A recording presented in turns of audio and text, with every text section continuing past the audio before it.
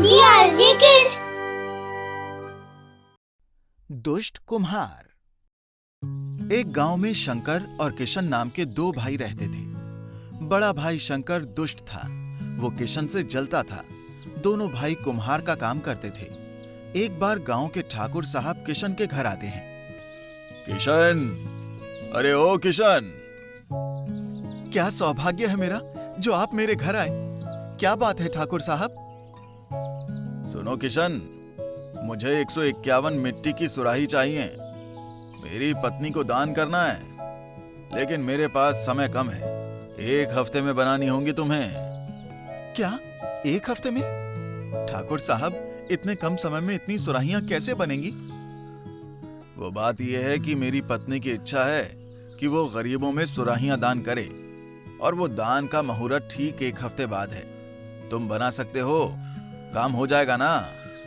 हाँ हाँ, मिल जाएंगी ठाकुर साहब, जरूर मिल जाएंगी आपको।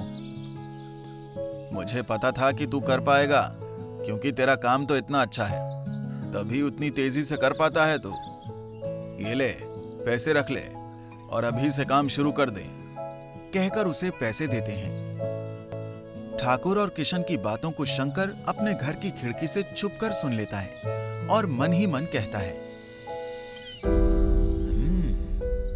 ठाकुर को किशन पर बहुत भरोसा है ना। ठीक है, भरोसे को कैसे तोड़ना है ये मुझे पता है। किशन बाजार जाकर मिट्टी खरीद कर लाता है और अपने काम पर लग जाता है। वो सुराही तैयार करने लगता है, तभी उसकी पत्नी आती है। सुनिए, दोपहर हो गई है, आप खाना कब खाएंगे? बस आ ही रहा हूँ। वो 1 हफ्ते में 151 सुराही बनाने का काम मिला है, इसलिए इतनी जल्दी कर रहा हूँ। अरे वाह, एक ही दिन में आपने इतनी सारी सुराही बना दी। हाँ राधा, दिन रात एक करके काम कर रहा हूँ। 1-2 दिन में हाथ के काम खत्म कर लूंगा। उसके बाद सूखने में और आग में पकाने में और 2 दिन लग जाएंगे। ठीक है, अब अंदर आकर खाना खा लीजिए। हाँ, आता हूँ। शंकर छुपकर देखता है कि किशन ने इतनी सारी सुराही बना ली हैं और कहता है, शंकर, बाप रे, इतनी जल्दी इसने इतना काम कर लिया। इसका मतलब तो कल ही सारा बना डालेगा। ठीक है किशन, तू रात दिन एक करके काम कर, बाकी तेरा काम मैं तमाम कर दूंगा। शंकर योजना बनाकर कल्लू हलवा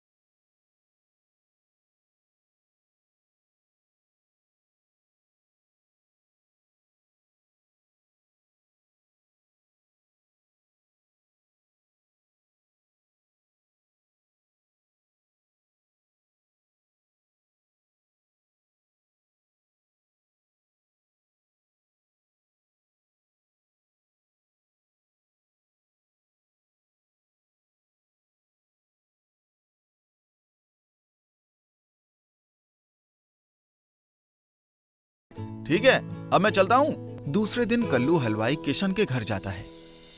क्या बात है किशन भाई, कैसे हो? अच्छा हूँ भाई। इतनी सारी सुराही क्यों? क्या किसी ने इसको बनाने को कहा है? हाँ, ठाकुर साहब ने। अरे वाह, ये तो बहुत अच्छी बात है। मैं वो कहने आया था कि आज रात को मेरे घर में तुम लोगों की दावत है। तुम्हें तो पता है कि कभी कभी अपने जान पहचान के लोगों को अपने घर खाने पर बुलाना मुझे बहुत अच्छा लगता है।